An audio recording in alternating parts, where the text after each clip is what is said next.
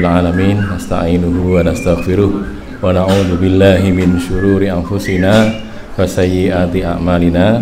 Faman yahdihillahu fala mudhillalah wa man yudlil fala hadiyalah. Asyhadu an la ilaha illallah wa asyhadu anna Muhammadar Rasulullah. Allahumma shalli ala Muhammad wa ala ali Muhammad, amma ba'du.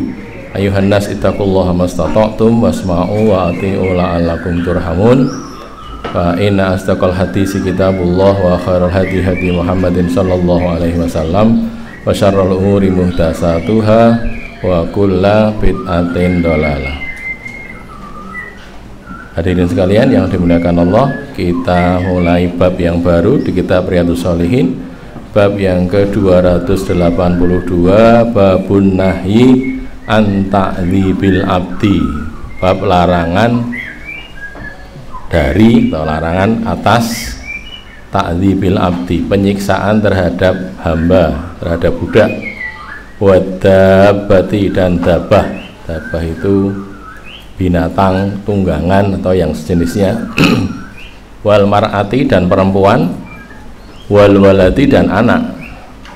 Larangan menyiksa budak, ya hamba sahaya, binatang, perempuan dan anak, bi ghairi sababin syar'iyyin, tanpa ada sebab syar'i, sebab atau alasan yang syar'i, yang dibenarkan syariat.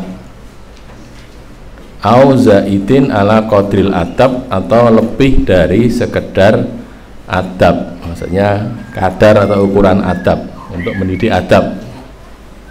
Artinya kalau ada sebab syar'i, kalau ada kaitannya dengan penetapan atau penerapan adab, maka boleh gitu loh, boleh menyiksa atau melukai atau menganiaya barangkali, atau bertindak kasar lah kalau tujuannya begitu. Tapi ini kalau lebih dari sekedar itu tidak boleh.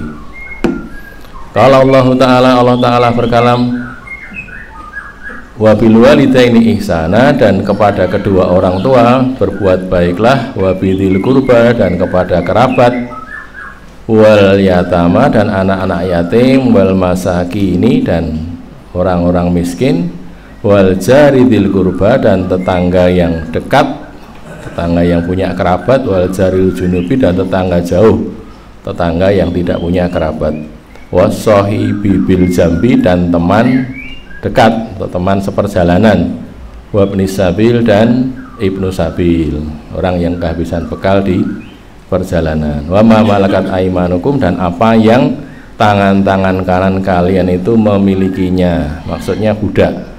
Ma malakat aimanukum maksudnya budak. Innallaha la yuhibbu man kana mukhtalan fakhura, sesungguhnya Allah tidak mencintai orang yang mukhtal, yang sombong, congkak, fakhuron, yang membanggakan diri. Ayat ini isinya suruh berbuat baik pada kedua orang tua, ya. Jadi kalau kadang-kadang orang salah, yang disuruh itu bukan berbakti kepada orang tua, tapi berbuat baik pada orang tua. Kalau berbakti kepada Allah, ya, berbuat baik pada kedua orang tua. Kebaikan yang paling baik itu adalah menyelamatkan dari neraka, kan gitu. Jadi nanti jangan salah, kalau misalnya ada orang tua yang tidak beriman, atau orang tua yang muslim, mukmin mungkin, tapi belum ngaji gitu ya, belum ngaji, terus dia bilang pada anak gadisnya, "Nduk," kalau orang Jawa sana, "Nduk." Kalau sini manggilnya apa? Nok gitu. Kalau orang Jogja nok, Dinok. Orang Lampung saya tidak tahu manggilnya apa. Nak gitu ya, nak. Nanti kalau kamu nikah, kamu harus didandani, harus pakai macam-macam itu, segala macam riasan itu. Terus ibunya bilang, kalau kamu tidak mau begitu, ibu tidak ridho, nanti kamu durhaka kepada orang tua, kan gitu. Nah, kalau orang yang ngaji, dia akan mengatakan, saya ingin berbuat baik pada ibu, tetapi tidak mau durhaka kepada Allah, kan gitu. Kalau ibu menyuruh begitu, itu artinya saya harus mendurhakai Allah. Nah, kalau gitu saya tak berbuat baik saja kepada ibu. Caranya tidak mengikuti itu, gitu. Kalau orang Jawa itu punya keyakinan, kalau temanten menikah itu tidak didandani, itu ada sesuatu gitu, ada apa istilahnya kalau mereka meyakini ada kutukan gitu. Jadi cara bahasa Jawa itu malati. Malati itu apa ya? Mematikan. Nah, gitu. Jadi kalau tidak pakai apa rias-rias gitu, mereka itu khawatir nanti kalau ada apa masalah di kemudian hari gitu-gitu. Ya, makanya dipaksa-paksakan harus pakai begini termasuk segala macam tradisi itu. Lah kita disuruh berbuat baik pada orang tua, wabil walidaini ihsana, berbuat baik gitu loh ya. Kan nanti kalau disuruh sesuatu itu menyalahi ya jangan ditaati gitu. Tambah lagi mumpung ingat ya, pokoknya kalau kamu nanti nikah kalau tidak mau sungkem, orang Jawa itu biasanya gitu, sungkem itu anaknya duduk ruko atau sujud bahkan kepada orang tuanya. Aku tidak mau hadir di pernikahan kamu kalau kamu tidak mau sungkem, karena tahu anaknya ini ngaji, tidak mau bersujud selain kepada Allah. Maka orang tuanya mengancam begitu. Itu kejadian nyata itu. Saya ceritakan kisah nyata ya, tidak usah sebutkan namanya. Ada saudara kita yang begitu, karena dia orang keraton, punya darah biru gitu. Orang tuanya bilang gitu, pokoknya kamu tidak mau sungkem, bapak ibu tidak berangkat, mangkato dewi kono. Menggone calonmu kono, berangkatlah sendiri. Geger itu rumahnya ini, sudah tinggal berangkat, tinggal akad nikah, mau berangkat, bapaknya bilang gitu, pokoknya bapak tidak berangkat kalau kamu nanti tidak mau sungkem pada bapak waktu pernikahan itu. Alhamdulillah saudara kita ini ya, diberi kekuatan iman oleh Allah, dia mengatakan kalau bapak tidak berangkat, saya berangkat sendiri. Begitu. Bismillah saya berangkat sendiri, tapi kalau disuruh sungkem saya tidak mau, karena itu bertentangan dengan akidah saya, keyakinan saya tidak sujud kecuali kepada Allah. Saya berbuat baik iya, tapi tidak dengan sujud gitu. Tidak dengan sujud kepada orang tua gitu. Akhirnya wes tarik ulur gitu, jadi sudah tinggal berangkat ini. Akhirnya bapaknya ngalah sudah, karena malu kan anaknya berangkat sendiri tanpa orang tua, dia terah keraton gitu, malu, akhirnya berangkat tanpa harus sungkem gitu. Karena kadang-kadang orang memaksa gitu, kamu tidak begini, aku tidak ridho. Nah, tidak ridho, masalah apa kan gitu. Maka berbuat baik tidak dengan berbakti, berbuat baik saja. Berbuat baik artinya kebaikan yang paling baik adalah menyadarkan orang tua agar ikut kepada Allah, taat kepada Allah. Terus kepada kerabat, anak-anak yatim, orang-orang miskin, kemudian jaridil kurba, anak yatim dulu ya, jadi kerabat lalu anak-anak yatim. Anak yatim adalah anak yang ditinggal mati oleh bapaknya ketika dia masih membutuhkan figur seorang bapak, artinya sebagai penegaknya gitu loh. Kalau ditinggal mati oleh bapaknya dia sudah tidak butuh lagi, ya bukan anak yatim namanya, kan gitu. Orang miskin bedanya dengan orang fakir, sebagaimana kita tahu, kalau orang miskin itu orang yang punya pekerjaan tetap tetapi kurang dalam memenuhi kebutuhan pokoknya, artinya hasil gaji atau hasil kerjanya itu kurang untuk memenuhi kebutuhan pokok, itu namanya orang miskin. Kalau orang fakir, orang yang tidak punya pekerjaan tetap sehingga kurang untuk memenuhi kebutuhan pokoknya, karena memang tidak punya pekerjaan tetap. Yang lebih parah yang mana? Orang miskin atau orang fakir? Yang lebih mesake yang mana itu? Yang mesake, kasihan. Lebih pantas dikasihani yang mana? Miskin apa fakir? Sebagian mengatakan miskin. Miskin kan dia sudah punya pekerjaan aja masih kurang, kan gitu. Kalau orang fakir, iyalah wong nggak punya pekerjaan ya mesti kurang, kan gitu. Tapi dua-duanya memang berhak untuk disantuni, kan gitu, karena dua orang itu termasuk dua yang berhak mendapatkan zakat gitu ya. Terus ini ada jaridil kurba wal jaril junub, ini ada beberapa penafsiran.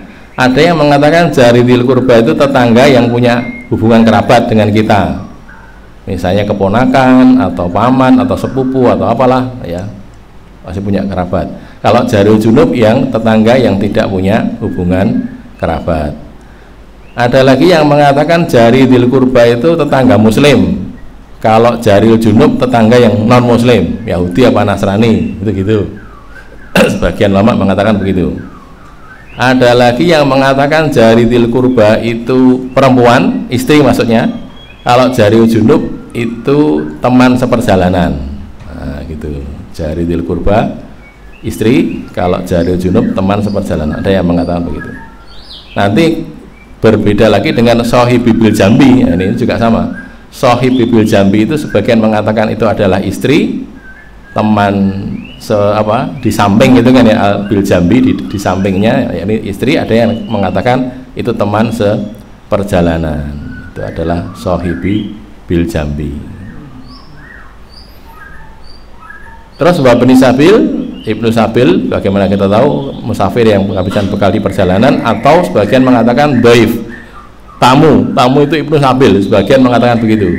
Nah, cuman nanti itu bermasalah dari segi apakah semua tamu itu berhak untuk mendapatkan, kalau kaitannya dengan Ibnu Sabilnya zakat itu ya, maka kemudian dikompromikan, disatukan dengan orang yang jadi tamu dan dia itu kebetulan kehabisan bekal, gitu loh, sehingga jadi gadok jadi situ.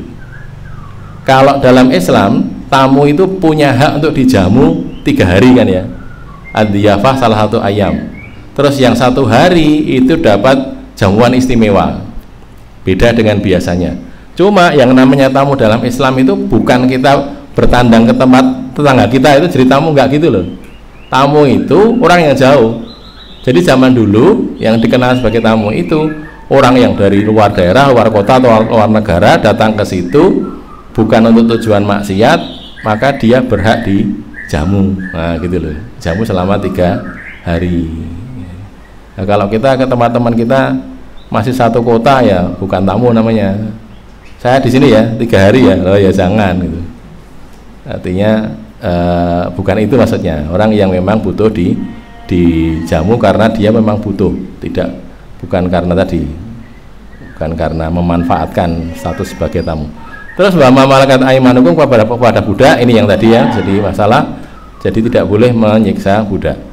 Kita lihat hadisnya 1600 wa an Ibnu Umar radhiyallahu anhu anna Rasulullah sallallahu alaihi wasallam qala udzibatim ra'atun fi hirratin, udzibat disiksa, diazab. Siapa? Imra'atun, seorang perempuan diazab fi hirratin, dalam kasus hirroh itu kucing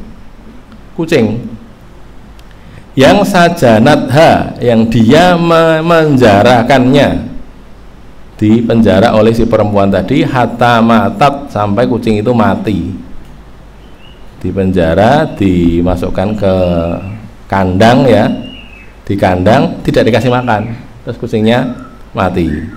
Fadakhalat fihan naro, maka perempuan tadi masuk ke dalam neraka gara-gara si hirroh tadi. Fiha, pada kasus itu, pada kasus kucing itu, dia masuk ke dalam neraka. Lahia amatha wasakotha, lahia, tidaklah dia itu, tidaklah si perempuan ini amatha, memberinya makan, wasakotha, dan memberinya minum. Beri kucing tadi makan, memberi kucing itu minum, tidak begitu. Habasatha, ketika dia menahannya, ditahan di kandang, kayak kucing-kucing ya, sekarang kucing-kucing mahal itu kan ya, masukkan kandang, tidak dikasih makan, tidak dikasih minum, sampai mati gitu. Walahia tarokatha ta'kulu min hasyaisil ardi, dan dia juga tidak membiarkannya makan dari hasyaisil ard. Hasyais itu serangga atau binatang-binatang kecil yang ada di tanah itu. Kucing kan kadang-kadang makan itu apa, kalau bahasa di apa, kecoa ya, kecoa atau apa yang binatang kecil-kecil itu. Kalau di Jawa ada namanya coro, ada yang namanya cere. Kalau cere itu yang kecil itu, kalau coro yang gede gitu. Jadi makan gitu, dibiarkan kan dia bisa cari makan sendiri. Kalau dibiarkan gitu, tidak di kandang, dia bisa cari makan sendiri. Apa mungkin tikus, makan tikus kan juga bisa, tetapi ini di kandang sehingga tidak bisa cari makan, tapi tidak dikasih makan, tidak dikasih minum, akhirnya kucing tadi mati. Maka si orang yang melakukan itu mengandangkan atau memenjarakan tadi, itu masuk ke dalam neraka. Hadis ini ada di Sahih Bukhari, hadis ke 2365 dan 3482, ya. 2365 dan 3482. Isinya begitu. Itu juga dari Abdullah bin Umar, ya. Di kalangan sahabat Nabi itu ada orang yang sangat dekat dengan kucing. Namanya siapa? Abu Hurairah. Abu Hurairah itu nama aslinya siapa? Ya, Abdurrahman bin Sakhr, ya. Abdurrahman bin Sakhr. Kok dikatakan sebagai Abu Hurairah, kenapa? Karena waktu masih kecil dia suka main-main dengan kucing. Nah, gitu ya. Atau ada lagi yang mengatakan begitu, kalau menurut sebagian riwayat, dia ketemu Rasulullah itu ketika dia ngendong kucing. Nah, gitu loh, ngendong kucing, terus kucingnya itu ada di lengan bajunya begini, terus Nabi menjuluki dia Abu Hurairah. Jadi disebut bapaknya kucing, Abu Hurairah. Hiroh itu kan kucing, Hurairah itu kucing kecil itu. Hurair, kucing kecil. Nah, jadi Abu Hurairah. Nah, dia lebih terkenal dengan sebutan Abu Hurairah daripada Abdurrahman bin Sakhr. Nah, gitu ya. Itu Abu Hurairah. Dia itu masuk Islamnya keri-keri, belakang-belakangan. Dulu belum masuk Islam, terus dia masuk Islam bersama Tufail bin Amr ad-Dausi. Nah, gitu kan ya. Dia Abu Hurairah sampai karena dia sangat dekat dengan Rasulullah menjadi salah seorang perawi hadis yang paling banyak hadisnya. Karena dia ketika ditanyai, saya itu dia kan apa? Termasuk ashabu sufah, ya. Ashabu sufah itu apa?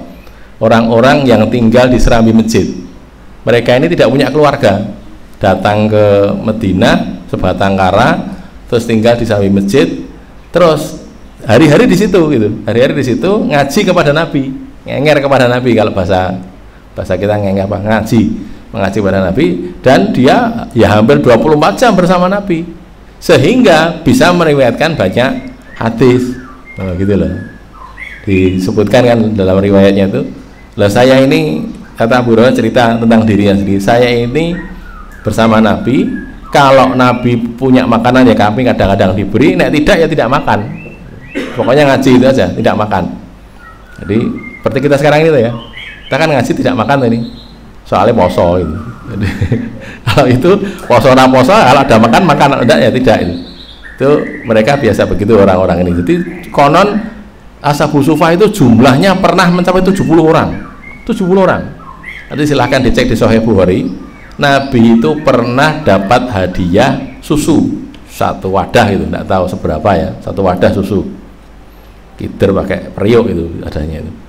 Terus diberi hadiah itu, lalu Nabi manggil Abu Hurairah. Abu Hurairah sudah kelaparan, sudah makan tidak tahu berapa lama, kelaparan, lalu dipanggil, ya Abahir, Abu Hurairah, sini kamu, ini ada susu, saya dapat hadiah. Terus Abu Hurairah sudah berharap, wah ini sedang diberikan saya segera minum susu, segera kenyang. Kata Nabi, kamu panggil teman-teman kamu, Ashabu Sufah itu, panggilin ke sini, tak kasih susu. Abu Hurairah ketika mau berangkat berpikir, Ashabu Sufah itu 70 orang, saya suruh manggil semuanya, nanti saya dapat berapa tetes susunya itu. Kan gitu mikirnya ya. Sudah mau berangkat itu sudah ragu-ragu, tapi karena disuruh Nabi, baiklah saya berangkat. Akhirnya berangkat, memanggil Ashabu Sufah. Datang semua Ashabu Sufah ke rumahnya Nabi, lalu Nabi mengatakan, masuk 10 orang dulu. 10 orang masuk, minum susu itu. Sudah kenyang, keluar. 10 orang berikutnya gitu. 10 orang sampai habis semuanya pergi dalam keadaan sudah kenyang. Terus tinggal, kata Nabi, ya Abu Hurairah, tinggal saya sama kamu yang belum minum susu, yang lainnya sudah, tinggal saya sama kamu dulu saja lah. Nah gitu, kamu dulu minum susu itu, kata Rasulullah itu. Kemudian Abu Hurairah ambil wadahnya, dia minum susunya tadi. Kata dia ketika meriwayatkan hadis itu, wallahi, saya melihat susu itu tidak berkurang sedikit pun, dari awal aku melihat tadi sampai sekarang tidak berkurang sedikit pun, kata Abu Hurairah. Sudah minum lagi, sudah, saya lagi, terus barangkali gantian Rasulullah, tapi Rasulullah mengatakan, minum lagi kamu, israf, sudah kamu minum lagi aja, tanduk itu apa? Tanduk itu apa? Tambah gitu. Tambah lagi, minum sampai kenyang, sampai suruh berkali-kali minum. Ketika terakhir kali kata Abu Hurairah, ya Rasulullah, sudah tidak ada tempat di perut saya ini, sudah penuh perut saya dengan susu. Nah, akhirnya Nabi yang minum, itu kan ya, contohnya begitu. Jadi pernah suatu ketika begini Abu Hurairah, lah Abu Hurairah ini, kita cerita Abu Hurairah ya sekalian ya, Abu Hurairah ini itu punya ibu, dia tidak, waktu sama Rasul dia belum beristri, terus dia punya ibu, ibunya itu sangat memusuhi Nabi, sangat memusuhi Nabi, jadi suka ngomong apa, kalau kata kita mengolok-olok gitu loh, mengolok-olok, menghina gitu, melecehkan macam-macam itu. Nah, susah kan Abu Hurairah, mau dibantah kok ini ibunya, tapi kalau mau dibiarkan kok suka mengata-ngatai kotor Nabi gitu. Akhirnya Abu Hurairah ini, nanti kalau pengen lihat riwayatnya dari Sahih Muslim hadis ke 2491 itu ceritanya dia kemudian minta kepada Rasul, ya Rasulullah, ibu saya itu ya Rasulullah itu suka mengata-ngatai kotor kepada engkau itu, apa, unek-unek kalau bahasa Jawanya, bahasa Indonesianya apa? Mengata-ngatai, nah, gitu ya, membunyi-bunyikan, unek-unek bunyi-bunyikan, mengata-ngatai gitu. Itu terus tak ajak masuk Islam, nggak mau. Ya Rasulullah, doakan dia, Rasulullah, minta didoakan pada Rasulullah. Lalu Rasul berdoa dengan doa yang terkenal itu ya, Allahumma hdi umma Abi Hurairah, ya Allah, berilah petunjuk kepada ibunya Abu Hurairah. Abu Hurairah begitu mendengar doa itu langsung pulang sampai di rumah, ternyata ibunya sudah pakai kerudung, mau wudhu, habis wudhu pakai kerudung, mau sholat. Jadi konon di sebagian riwayat disebutkan Abu Hurairah itu pulangnya itu lari gitu. Ketika didoakan begitu, Allahumma hdi umma Abu Hurairah, itu dia lari. Ditanya para sahabat yang, kenapa kamu lari? Aku berlomba adu cepat dengan doanya Rasulullah. Oh gitu. Sampai sana kalah seperti saya itu. Nah, ibu saya sudah masuk Islam. Subhanallah.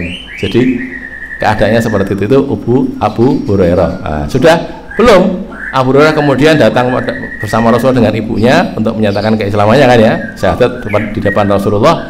Lalu Abu Hurairah minta pada Rasulullah, doakan lagi ya Rasulullah. Doakan apa? Agar hamba-hamba Allah itu mencintai saya dan ibu saya, dan agar saya juga mencintai hamba-hamba Allah yang beriman. Doanya itu subhanallah, minta doanya agar orang-orang beriman itu mencintai saya sama ibu saya, dan agar saya dan ibu mencintai orang-orang yang beriman. Nah gitu. Lalu Rasul berdoa lagi, Allahumma habib ubaiduka hadza wa ummahu ila ibadikal mu'minin. Ya Allah, jadikanlah hambamu ini, hamba kecilmu ini, ubaiduka, Abu Hurairah ya, hambamu ini dan ibunya itu mencintai hamba-hambamu yang beriman. Habib ubaiduka hadza, ubaidaka hadza wa ummahu ila ibadikal mu'minin. Terus wa habib ilaihimul mu'minin, dan jadikanlah orang-orang beriman itu cinta kepada mereka. Itu doanya Nabi. Kata Abu Hurairah dalam akhir hadisnya itu ya, fama khuliqa mu'minun yasma'u bi wa la yarani illa ahabbani, katanya. Maka sesudah itu, setelah doa itu, tidak ada satu mukmin pun yang diciptakan oleh Allah, itu ma khuliqa mu'minun, yang yasma'u bi, yang pernah mendengar aku, wa la yarani, dan tidak pernah melihat aku, illa ahabbani, kecuali pasti mencintai aku. Nah gitu loh ya. Jadi minta doanya luar biasa doanya itu. Ya Allah, jadikanlah saya dan ibu saya mencintai hamba-hamba Allah yang beriman, dan jadikanlah hamba-hamba Allah yang beriman itu mencintai saya dan ibu saya. Begitu. Saya dulu ingat teman saya waktu di Jogja, sekarang di Cianjur sana, tinggalnya di Cianjur. Kemarin waktu kita ke Cianjur ketemu, dia itu jualan donat waktu masih kuliah itu ya, jualan donat, dijual ke pasar-pasar. Lah doanya itu yang saya ya agak geli, tapi ya kok ya nemu-nemu doanya itu, Allahumma ja'al af'idatan nas tahwi ilaihi. Oh, gitu. Ayatnya kan ada itu. Ya Allah, jadikan hati manusia itu berhasrat kepada donat ini gitu. Laku akhirnya itu doanya itu. Doamu hebat man itu. Doa dari pakai ayat itu. Tapi kan maksudnya itu Nabi Ibrahim tadi, Nabi Ibrahim sama apa? Berdoa kepada Allah agar orang-orang mencintai Ismail dan ibunya kan gitu. Tapi ini diperuntukkan untuk donat yang dia jual. Terus laku? Ya laku gitu katanya gitu. Nah, yang balik ke sini, ini tadi sampingan aja bicara mudharah. Sudah kembali ke sini tadi. Jadi ini orang yang menahan kucing tidak kasih makan terus mati itu dosa. Dosanya masuk neraka orang tadi.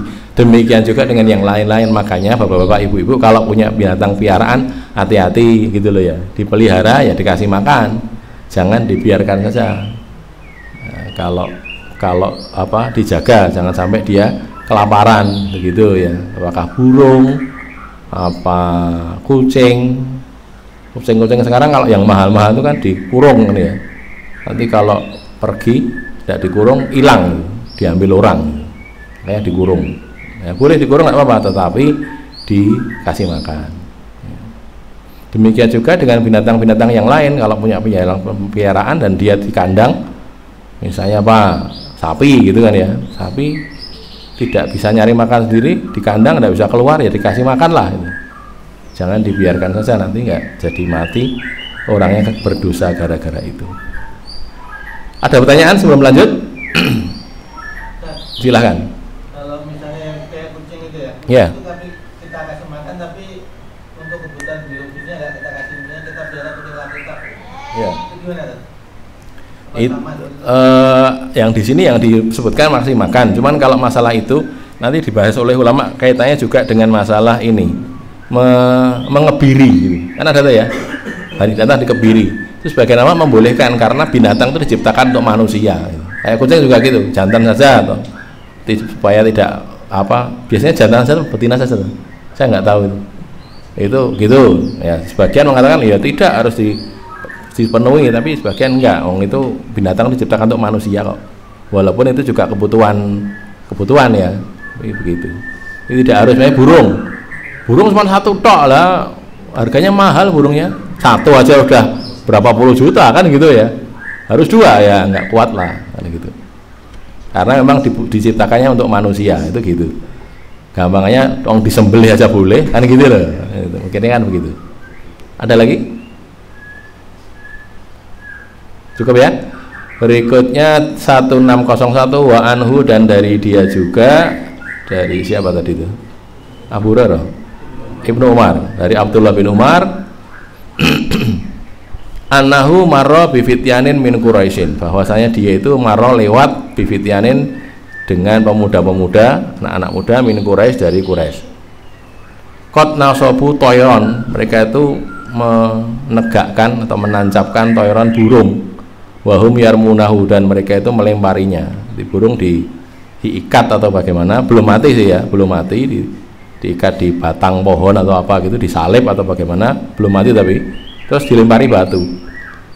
Yarmunahu wa qad ja'alu li sahibi thairi kulla khati'atin min nablihim.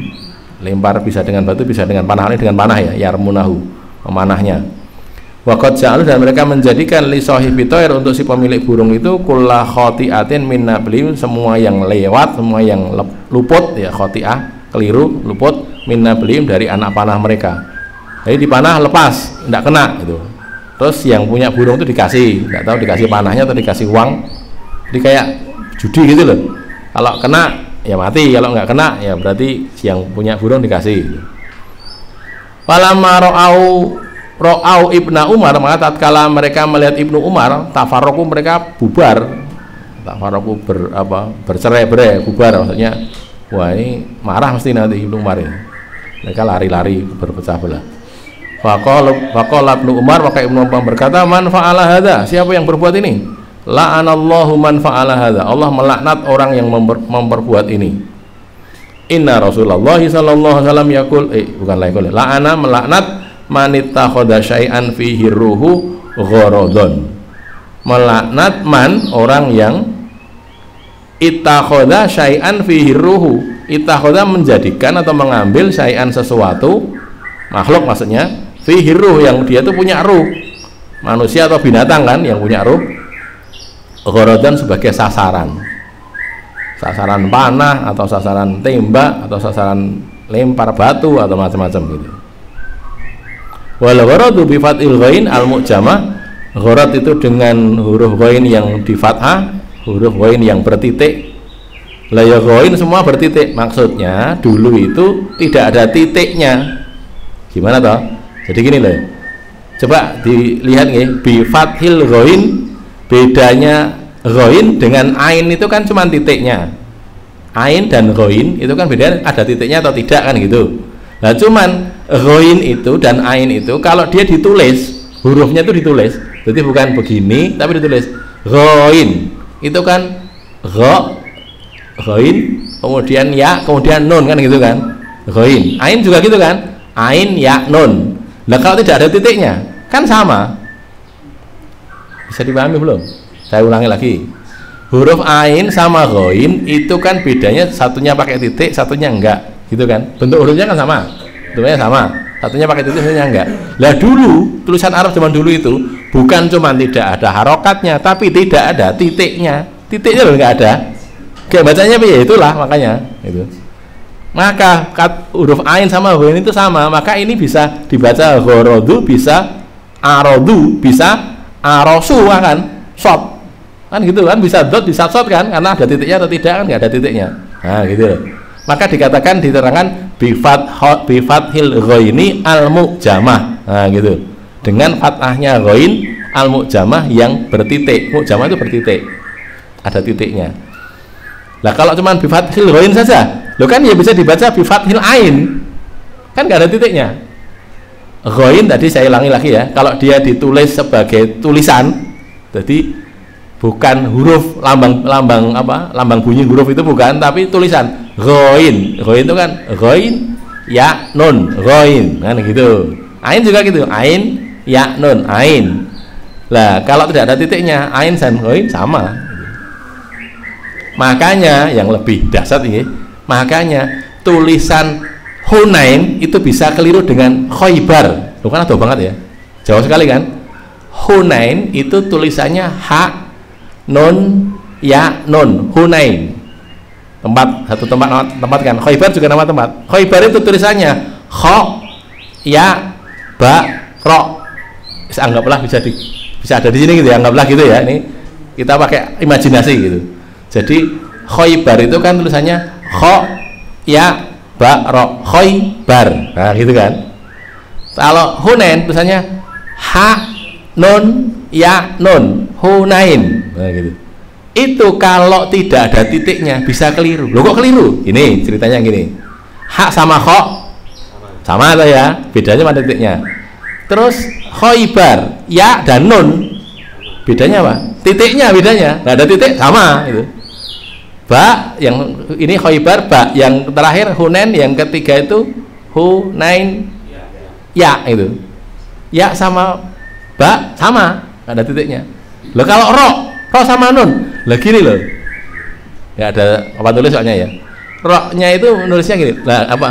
Nun itu kadang-kadang ditulis kayak ro gini, nah gini loh. Jadi tidak sampai ke atas gini.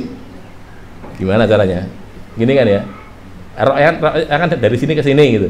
Ini bisa, nah gini loh. Kalau nun kan gini. Nah, tapi kadang-kadang nun itu apa, celekunder itu apa bahasa Indonesia celekunder itu apa? Lengkongnya.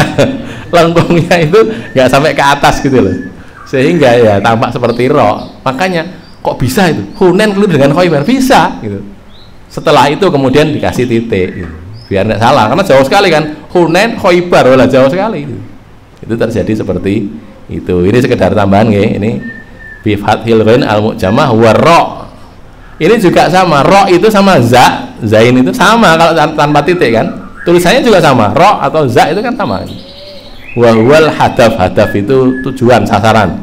Wa syai'u alladzi yurma ilai, dan sesuatu yang dia itu dilempar kepadanya. Jadi sasaran tembak atau sasaran lempar. Hadis ini diriwayatkan oleh Bukhari Muslim, di Bukhari di nomor 5515 5515 dari Ibnu Umar juga ya. Kemudian di Muslim di nomor 1958 Muslim ya. Nah ini kan gangsternya apa, gangster Quraisy ini kan ya, orang gawean masuk apa burung jadikan sasaran lempar, sasaran panah itu, orang-orang nakal-nakal ini. Nah ini tidak boleh, maka dimarahi oleh Ibnu Umar, tidak boleh, ini dilaknat oleh Allah, dilaknat oleh Rasulullah, tidak boleh.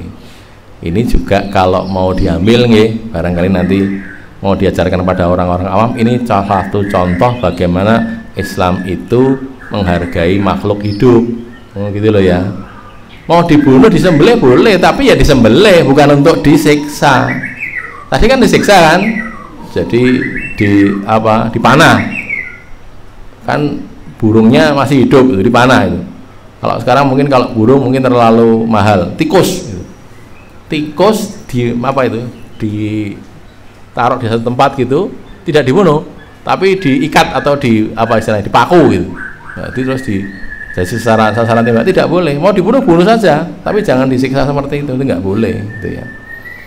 Lebih dari itu, Rasulullah SAW itu malah mengajari untuk bersikap lebih lembut lagi kepada binatang gitu. Kan ada adiknya Anas bin Malik namanya Abu Umair, sudah kenal gitu. Dia itu suka bermain dengan burungnya itu burung, kalau kata kita mungkin burung pipit barangkali ya, burung pipit atau burung apa, masih kecil burungnya juga burung kecil, anaknya burung gitu. Lah terus Nabi itu menyapa dia, ya Aba Umair, madza fa'alan nughair, kan itu ya, madza fa'alan nughair, ma fa'alan nughair. Nughair itu burung kecil itu tadi, burung pipit kecil itu tadi. Nah gitu, itu adiknya Anas bin Malik, sebapak, beda ibu tapi sebapak, sama-sama anaknya Abu Tolha. Balik nih, seibu sebapak, seibu bukan sebapak, seibu, sama-sama anaknya Ummu Sulaim tapi bukan anaknya Malik, anaknya Abu Tolha. Anak Ummu Sulaim itu seorang sahabat Nabi yang ibunya Anas, kemudian dia membawa Anas ketika masih kecil kepada Rasulullah. Ya Rasulullah, ini anak saya Anas bin Malik ini saya bawa kepadamu untuk berkhidmat kepadamu ya Rasulullah. Masih 10 tahun, masih kecil, 10 tahun diajak oleh ibunya Ummu Sulaim biar berkhidmat kepadamu, melayani engkau keperluan sehari-harimu, perlunya ben dapat ilmu. Gitu loh, itu Ummu Sulaim. Akhirnya Anas ini jadi pelayannya Nabi, Anas bin Malik, dan Ummu Sulaim juga minta doa, ya Rasulullah, ini pembantumu ini Anas bin Malik ini didoakan ya Rasulullah. Lalu Rasul dungo kepada Anas itu, untuk Anas itu. Nanti silakan dicek di kitab-kitab Sahih, salahnya di Sahih Muslim. Nabi itu doanya bagaimana? Allahumma aktsir malahu wa waladahu. Ya Allah, banyakkan hartanya dan banyakkan anaknya. Itu Anas bin Malik. Maka kemudian Anas bercerita pada hadis itu, fa wallahi, maka demi Allah, inna mali lakatsirun, sungguh harta saya itu sangat banyak. Anas itu jadi orang kaya raya, sangat kaya ini. Dan anaknya banyak. Gitu loh. Orang kaya dan anaknya banyak. Jumlah anak dan cucunya itu total sekitar 100 orang. Anak dan cucu ya. Di total 100 orang, dan dia itu kaya raya, Anas bin Malik ini, karena doanya Nabi tadi ya, gitu loh, minta doa kepada Nabi, terus dia jadi khotimnya Rasul. Nanti kalau kita lihat hadis-hadis dari Anas, salah satunya dia menceritakan, saya tuh berkhidmat kepada Rasulullah, dalam Bukhari kan ada ya, ya silakan, selama 10 tahun itu Nabi tidak pernah sama sekali mengatakan hus, sama sekali tidak pernah. Jadi menegur Anas dengan kata-kata itu tidak pernah, sekalipun tidak pernah, kata Anas. Plus Nabi itu tidak pernah menegur saya terhadap perbuatan yang saya lakukan dengan teguran, loh Nas, kamu kok berbuat begini? Nggak pernah. Jadi Anas berbuat sesuatu, tidak pernah ditegur Nabi, Nas, kamu kok berbuat seperti ini? Nggak pernah. Juga tidak pernah menegur saya atas perbuatan yang tidak saya kerjakan. Tegurannya, kamu kok tidak berbuat begini? Yang tadi berbuat kan, tidak pernah ditegur. Anas, kamu kok berbuat begini? Kenapa? Tidak pernah. Juga tidak pernah menegur sesuatu yang tidak kulakukan dengan Anas, kamu kok tidak melakukan ini? Gitu. 10 tahun loh itu. 10 tahun jadi khodimnya Nabi, tidak pernah dibegitukan oleh Nabi SAW. Lah cuma gitu ya, ini jangan jadi dalil itu loh anak-anak kita, anak-anak ma'had. Nah ini enggak, Ustadz itu enggak gitu ngomongnya gitu. Lah kita jawab saja, karena kamu bukan Anas bin Malik. Nah gitu loh. Kenapa? Karena Anas bin Malik itu orangnya pinter, cerdas gitu loh. Tidak disuruh sudah paham yang harus dia lakukan. Sehingga Nabi ya tidak pernah, kamu kok tidak begini, tidak pernah, karena selalu begitu, selalu sesuai dengan apa yang diinginkan oleh Nabi. Nah, gitu loh ya. Jadi kalau kita terangkan hadis itu hati-hati. Nanti kalau anak didik kita bantah, Ustadz kok nggak gitu? Kok saya kok ditegur? Lah kamu bukan Anas kok. Kamu nggak sepinter Anas kok. Dan saya bukan Nabi, kan gitu kan. Jadi kita tidak sebagus Nabi, anak kita tidak sebagus Anas bin Malik. Itu kayak Ali bin Abi Thalib, khalifah itu ya, Amirul Mukminin, ditegur oleh sahabatnya ketika dia jadi amir, jadi pemimpin. Apa tegurannya? Ya Amirul Mukminin, ya Ali bin Abi Thalib, di masa Abu Bakar, di masa Umar bin Khattab, tidak bicara masa Utsman lah ya, terlalu dekat mungkin, masa Umar, masa Abu Bakar, itu Islam ini kemana-mana, dakwah sampai ke Persia, Romawi, sampai di sana jadi negara Islam kan itu ya, di bawah kekuasaan Muslimin, kirim pasukan ke sana. Tetapi di masa kamu ini ya Amirul Mukminin, kita urusan intern terus, kan gitu kan, gegeran dengan Muawiyah terus nggak pernah kemana-mana, cuma urusan internal saja itu. Apa jawab Ali? Ali tidak kalah pinternya, dikritik begitu dia jawab, iya. Memang begitu kejadiannya, cuma masalahnya di masa Abu Bakar, di masa Umar itu khalifahnya Abu Bakar dan Umar, rakyatnya orang seperti saya ini, gitu loh ya. Jadi kalau zaman dulu khalifahnya Abu Bakar, Umar, rakyatnya saya ini jadi rakyatnya. Nah di masa saya ini, saya tidak seperti Abu Bakar dan rakyatnya seperti kamu ini, gitu loh. Jadi ya kayak gini nih.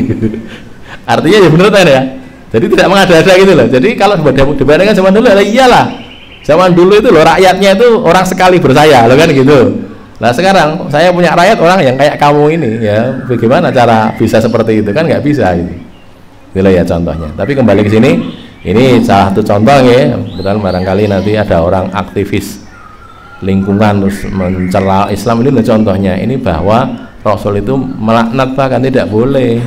Mau dibunuh, mau diambil dagingnya, tapi harus baik. Idza dzabahtum fa ahsinul dzibhah, kan gitu kan. Wa idza qataltum fa ahsinul qitlah. Kalau bunuh ya bunuh saja yang baik. Jangan dipermainkan. Jengkel sama tikus terus tidak segera dibunuh tikusnya itu. Disiksa dulu, jangan. Dibunuh saja itu. Ada pertanyaan? Silakan. Makna dari laknat itu ada perbedaan melaknat yang dari Allah dengan Rasul. Seperti tadi juga syafaat. Ya, laknat itu prinsipnya dijauhkan dari rahmat, itu laknat. Dijauhkan dari rahmat, itu laknat. Kalau dilaknat Rasulullah ya dijauhkan dari kasih sayangnya Rasul. Kalau dilaknat oleh Allah dijauhkan dari kasih sayangnya Allah, gitu. Iya, sama. Malaikat juga melaknat juga sama. Artinya kan prinsipnya itu satu arah gitu loh. Yang dilaknat oleh Rasul ya dilaknat oleh Allah, dilaknat oleh Allah juga dilaknat oleh Rasul. Kan ada toh cerita tentang apa itu yang hadis yang apa Rasul melaknat tapi disabdakan oleh sahabat Allah melaknat gitu. Ingat enggak Ustaz dari? Apa? Penyambung rambut. Nah itu, penyambung rambut itu. Terus ditegur kan sahabat tadi. Loh, itu kan laknat Allah. Bukan gitu, bukan laknat Rasul. Lah iya Rasul itu ya, atau laknat Rasulullah bukan laknat Allah. Lah iya laknat Rasulullah itu juga laknat Allah. Nah, gitu loh. Karena satu pihak. Laknat Allah, Rasul, malaikat itu sebenarnya satu pihak. Kalau Allah melaknat artinya Rasul juga melaknat, Rasul melaknat artinya Allah juga melaknat, begitu. Artinya dijauhkan dari rahmat. Kalau bahasa fikihnya gitu. La'ana ai aba'adahum anir rahmah, menjauhkan dari rahmat. Ada lagi? Lanjut dulu ya. 1602 wa an Anas radhiyallahu anhu qala naha Rasulullah sallallahu alaihi wasallam antus barol bahaim. Tusbaro itu ditahan untuk dibunuh. Tusbaro. Sobrul bahaim ayatah tuh basa wa hiya hayyah litaktula birromyi wa nahwi. lituktala ya, lituktala biromyi wa nahwi, ditahan di penjara atau diikat gitu, sedangkan dia masih hidup untuk dibunuh dengan panah atau dengan sejenisnya. Wa maknahu tuh basa lil qatli, sedang ya ada yang mutafaqun alaih, wa maknahu dan maknanya tuh basa ditahan lil qatli untuk dibunuh. Ini asalnya di Bukhari dan Muslim. Bukhari di 5513 dari Anas juga ya. Nahan Nabi SAW antus barol bahaim. Kemudian di Muslim di hadis 1956.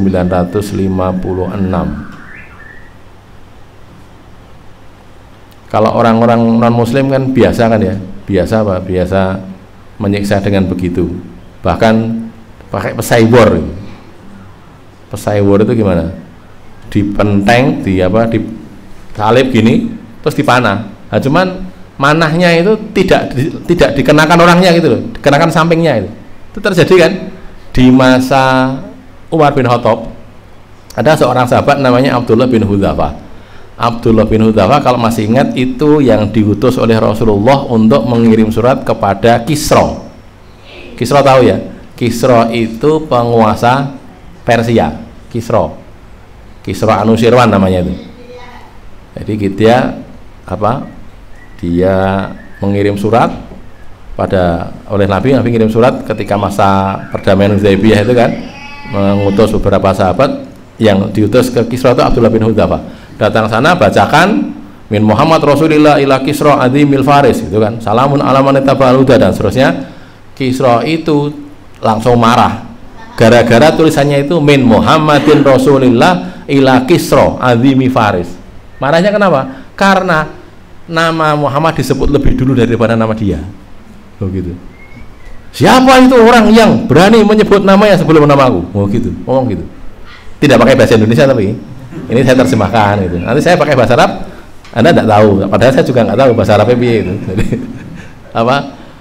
siapa yang sebut nama sebelum namaku? Akhirnya disobek-sobek, suratnya sobek-sobek. Si Abdullah bin Hudzafah suruh pergi. Nah itu kan ceritanya Abdullah bin Hudzafah. Ini saya tidak ingin cerita itu, tapi kemudian Abdullah bin Hudzafah ini di masa Umar bin Khattab perang, dia disuruh perang melawan tentara Romawi. Terus ditahan Abdullah bin Hudzafah ini ditahan lalu karena dia dianggap panglima perang yang terkenal, yang disaksikan oleh tentara-tentara yang yang ditahan itu orang panglima perang yang kuat, dia pintar berperang. Akhirnya Raja Romawi datang kepada dia atau panglimanya, ditawari, sudah gini aja Abdullah bin Hudzafah, kamu bebas, kamu tak angkat jadi tentara Romawi, jadi panglima, karena kamu punya kemampuan begitu. Nah, Ibnu Hudzafah, Abdullah bin Hudzafah nggak mau kan, saya orang Islam nggak mau, saya membela musuh Islam, nggak akan mau saya gitu. Akhirnya tadi saya katakan di pesai war tadi, kasih pesai war, salah satunya disalib terus mau dipanah. Cuman si raja itu bilang pada prajuritnya, kamu panah, cuman kamu panah di sampingnya saja, samping kanan, samping kiri gitu loh. Jadi nggak pas orangnya, atas bawah gitu, diteror dengan cara seperti itu. Tapi dia tetap saja tidak mau kafir, tidak mau jadi panglima jadi tentara Romawi. Sampai dia dikasih makannya itu cuman babi dan khomer. Jadi dikasih makan, ditahan itu di penjara itu adanya daging babi sama khomer. Nah gitu. Nah dia bernekat tidak mau makan, padahal dia tahu ketika ditanya sampai 3 hari tidak makan, akhirnya dia jadi kurus, susah gitu kan ya, karena mau tidak makan. Ketika sudah dikeluarkan, ditanya oleh raja, kamu kenapa nggak makan itu? Kata Abdullah bin Hudzafah, saya itu sebenarnya kalau terpaksa itu boleh makan daging babi, itu boleh minum khamr ya boleh kalau terpaksa. Cuma kalau saya makan itu nanti kalian seneng gitu. Saya tidak mau kalian seneng gitu. Dia bilang gitu, tidak mau, tetap bertahan dia. Akhirnya Abdullah bin Hudzafah tadi ya ceritanya, karena sudah berkali-kali dibegitukan, sampai teror yang lain lagi, ada muslimin, tawanan muslimin kan ditawan banyak orang kan, tidak cuma dia. Nah dia memang sengaja dipisahkan karena tadi mau dibujuk supaya jadi anggota tentara Romawi, tapi dia tidak mau. Tentara muslim diambil, masukkan ke periuk, isinya air panas, masukkan mati gitu kan ya. Di situ juga ada api, dinyalakan api gitu. Akhirnya tetap tidak mau. Akhirnya gini, sudah, kamu bagaimana? Nah gitu, pokoknya maunya saya dibebaskan gitu. Akhirnya rajanya itu sudah jengkel, sudah gini aja, kamu saya bebaskan, terus asal kamu mau mencium kepalaku. Suruh mencium kepalanya Raja Romawi tadi, Abdullah bin Hudzafah ini. Dia pikir-pikir, mencium kepala ada sifat kesirikan nggak ada kan, nggak masalah. Apa-apa, orang pedolanange kan ya, sama-sama laki-laki. Baik, saya mau mencium, tapi saya punya syarat juga. Saya mau mencium kepala kamu asal yang dibebaskan tidak cuma saya, semua muslimin ini. Semua muslimin bebas, kalau mereka disetujui bebas, saya mau mencium kepala kamu. Itu kata Abdullah bin Hudzafah. Sudah, oke, sudah. Akhirnya dia disuruh mencium kepalanya, kepala Raja Romawi tadi. Terus dia mencium betul, terus dibebaskan semua tentaranya sampai kepada Umar bin Khattab, balik lagi ke Madinah kan ya, mencium sampai kepada Umar bin Khattab. Lalu diceritakan, orang-orang cerita, ya Umar, ya Amirul Mukminin, ini tadi kita bebas gara-gara Abdullah bin Hudzafah ini mau mencium kepalanya Raja Romawi. Umar begitu mendengar begitu langsung ngomong, sekarang semua orang yang ada di sini mencium kepalanya Abdullah bin Hudzafah. Oh gitu. Dan Umar ikut juga gitu. Jadi Umar yang pertama kali saya yang pertama kali akan mencium kepalanya Abdullah bin Hudzafah karena dia yang membebaskan muslimin. Nah, gitu loh. Jadi contoh ini kembali ke depan tadi, ini diteror dengan cara begitu. Kalau orang-orang kafir gitu, kalau kita tidak boleh. Tawanan dalam Islam itu diperlakukan dengan baik. Masih ingat Suhail bin Amr dan Walid bin Walid, adiknya Khalid bin Walid, kan ditawan waktu perang Badar. Waktu perang Badar ditawan. Makanannya itu yang dikasihkan makan kepada tawanan itu lebih bagus daripada makanan penjaganya. Gitu. Jadi penjaganya itu makan kurma, yang tawannya dikasih roti.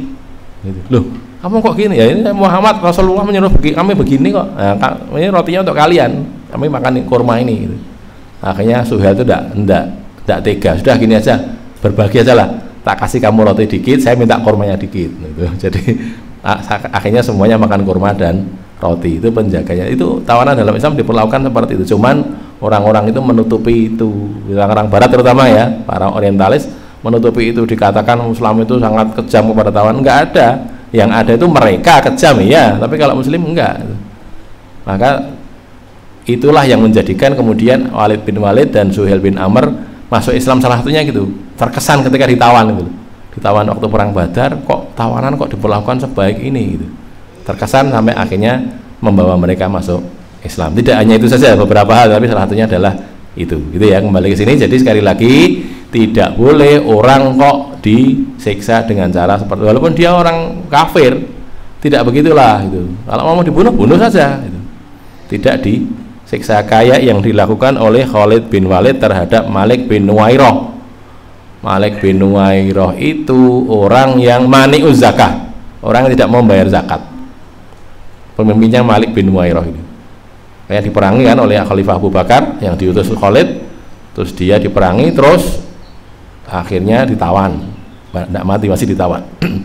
Ketika ditawan, Khalid bin Walid itu datang kepada dia, mau menyadarkan dia omongi, Malik bin Nuwairah, kamu kan tahu bahwa zakat itu wajib, kewajiban dari Allah, disampaikan kepada Rasulullah, lalu Rasul menyuruh kita untuk melakukan zakat itu. Jadi kamu salah, sholat tapi nggak zakat, ya nggak boleh. Itu sholat itu kaitannya dengan zakat gitu. Diomongin gitu oleh Khalid bin Walid.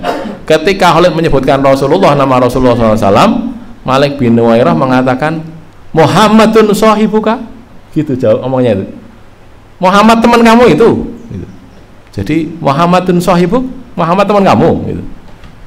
Kata Khalid bin Walid, ini penghinaan, kata dia, ini pelecehan ini, kok ngomong Muhammad temanmu, lah memang Muhammad itu Rasulullah, bukan Rasul kamu juga kan, gitu kan, bukan cuma teman, itu Rasulullah kan, gitu. Dia marah, Khalid malah lalu begitu Malik bin Nuwairah mengatakan Muhammadun sahibuk, gitu, sambil pakai kata tanya kan ya, Muhammadun sahibuk, Muhammad teman kamu itu, lalu Khalid bin Walid langsung ngambil pedang dibunuh, si Malik itu langsung dibunuh, mati waktu itu karena di penggal lehernya oleh Khalid, orangnya mati.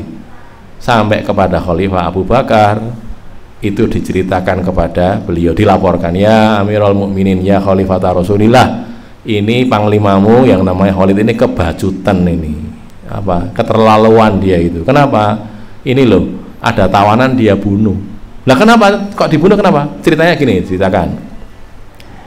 Mereka yakin Abu Bakar akan menyalahkan Khalid, kan gitu kan, orang berangasan gitu kan. Abu Bakar orangnya kan apa, lemah lembut gitu. Ceritakan dulu kejadiannya bagaimana. Ceritakan. Khalid itu datang kepada Malik bin Nuwairah yang ditawan, menceritakan tentang apa, menyadarkan tentang zakat, mengapa kamu tidak mau membayar zakat, zakat itu begini. Begitu menyebut nama Muhammad Rasulullah, Malik bin Nuwairah itu mengatakan, Muhammadun sahibuka, Muhammad teman kamu itu, gitu. Lalu Khalid marah, ambil pedang, orangnya dibunuh. Apa kata Abu Bakar? Wallahi, kalau saya yang jadi Khalid, Malik tak bunuh juga. Kenapa? Itu pelecehan itu namanya. Muhammadun sahibuk, gitu saja itu dibunuh. Karena itu melecehkan. Muhammad Rasulullah kok dikatakan Muhammad teman kamu. Lah, itu melecehkan. Itu begitu kata Abu Bakar As-Siddiq ya. Radhiyallahu anhu. Gitu ya. Kembali ke sini, jadi tidak boleh ya. Pokoknya kalau penyaruh tidak boleh apapun itu. Termasuk yang mungkin apa? Tadi kecoa tadi ya. Jengkel sama kecoa ketemu, walah sudah disiksa dulu. Siksanya apa itu? Kecoaknya itu dilewatkan di atas api. Coba itu pengalaman dulu, pengalaman anak-anak kecil dulu ya. Jadi ditali itu, terus ada api di atasnya, dikasih kayak apa namanya, panggangan, tempat panggang itu kan ya. Terus kecoaknya suruh lewat situ, dikit-dikit kan panas kan itu. Situ sampai sini belum mati, suruh lewat sana lagi itu, kanan lagi, nggak boleh itu namanya menyiksa binatang. Mau dibunuh saja tanpa harus disiksa, apalagi disiksa dengan api, nanti ada babnya sendiri ya. Tidak boleh menyiksa, membunuh orang dengan api, itu tidak boleh. Baik, sebelum lanjut, barangkali ada pertanyaan. Jam berapa ini? Jamnya kok hilang? Oh, beda situ. Jam 11 ya. Baik, karena sudah jam 11 lebih, kita istirahat dulu barang 5 menit. Silahkan kalau mau ke belakang dulu, nanti kita lanjutkan dengan tafsir sampai di sini ya, sampai di 1602.